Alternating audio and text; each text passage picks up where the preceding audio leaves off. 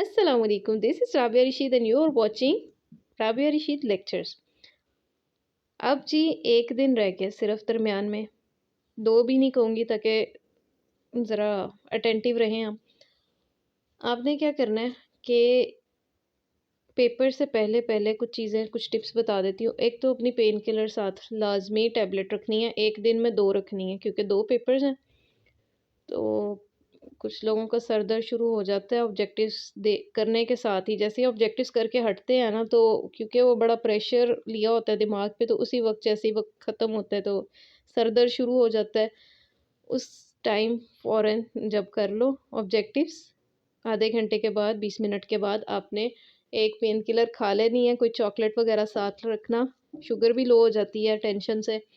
नाश्ता तो ऑब्वियसली आपने करके जाना है, दिल करे या ना करे। पेपर में बिल्कुल दिल नहीं कर रहा होता, इतनी टेंशन होती है कि बस भागने को दिल कर रहा होता है कि यहाँ से निकले। अब नाश्ता टाइम नहीं है, रिवाइज़ कर रहे हैं, कुछ भी नहीं है, आपने परेशानी नहीं लेनी, बस नाश्ता ज़रूर कर लेना।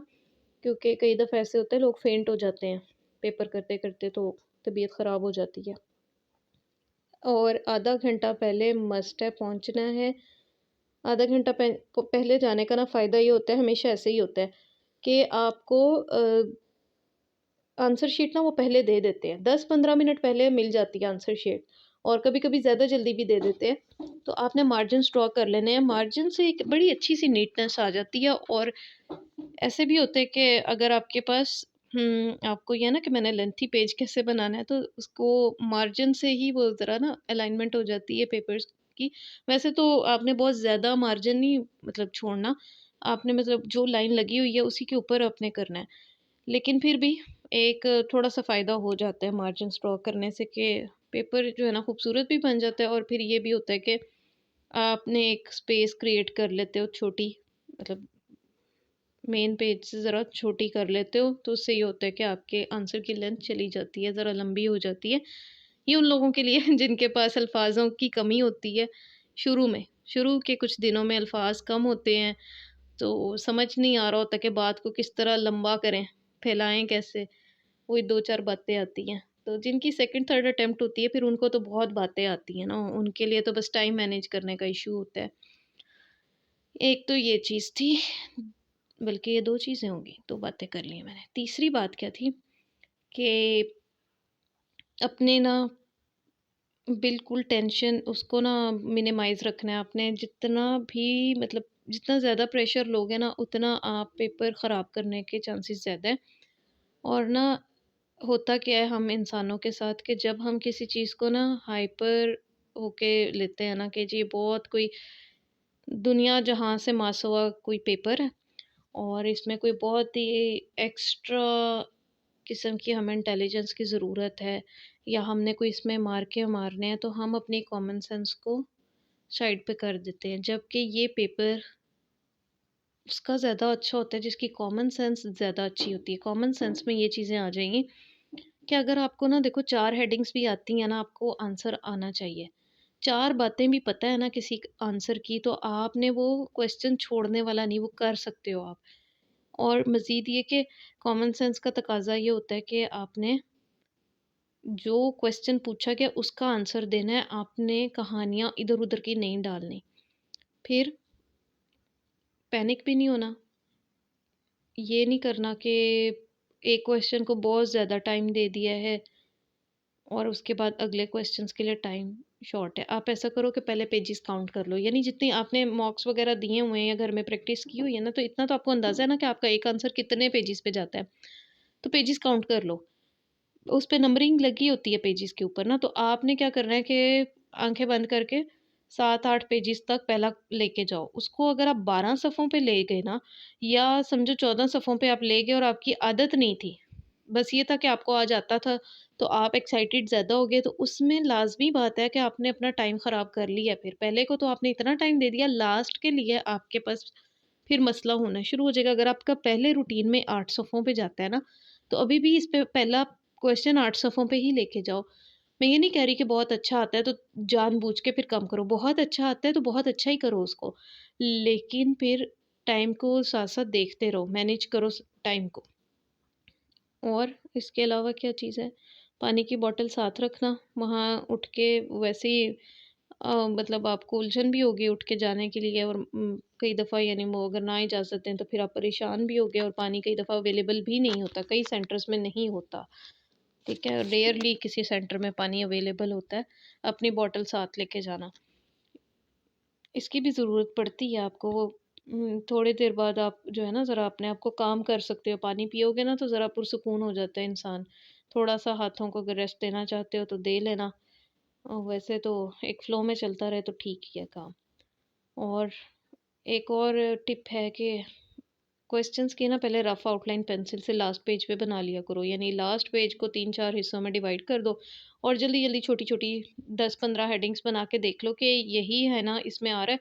तो जब वो आप करोगे ना तो आपके ना एक मेंटल क्लैरिटी हो जाती है, और जब आप आंसर लिख रहे होते हो तो फिर आपको कोई हेडिंग भूलती ही नहीं है। आप पीछे से देख सकते हो, नहीं तो आपको मज़ीद भी ना चीज़ें पर्सपेक्टिव में गिरना शुरू हो जाती हैं, पता चलना शुरू हो जाता है कि अच्छा मैंने ये हेडिंग्स लिखी हैं, इसमें तो ये भी बात आ सकती है। और जहाँ जहाँ फ्लो चार्ट्स और डायग्राम्स, बल्कि जहाँ नहीं भी बनते वहाँ पे बना दो। उसी क्वेश्चन को एक समराइज़ कर दो डायग्राम की फॉर्म में, और ऐसे हो जाएगा। ठीक है?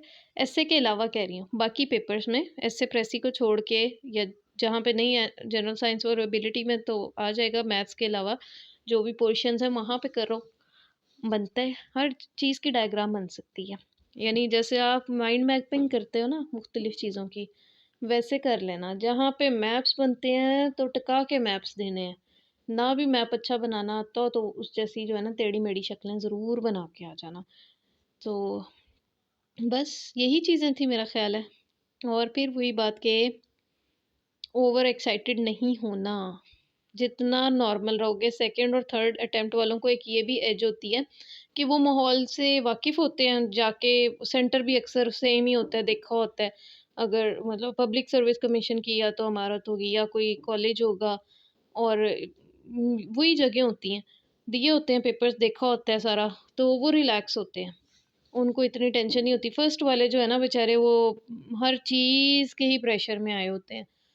तो पहली दफ़ा तो you are bound to get this pressure, आपको होगा, कोई टेंशन होगी इसकी। लेकिन जो सेकंड और थर्ड वाले हैं ना वो ज़रा इजी से होके जाते हैं, और इसी वजह से ना उनके चांसेस ज़्यादा होते हैं, क्योंकि वो कर लेते हैं चीज़ें, इजी होके करते हैं।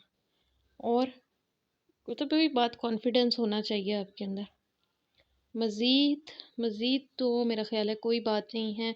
बाकी अपने पेन्स और पॉइंटर वग़ैरह, मार्कर, हर चीज़ का ध्यान रखना। अक्सर मार्कर घिस घिस जाता है, जो लाइन्स हम लगा रहे होते हैं स्केल के साथ, तो वो भी हर 2 पेपर के बाद चेंज कर लिया करें, यानी हर नेक्स्ट डे नई चीज़ें कर लिया करें, बेहतर हो जाता है।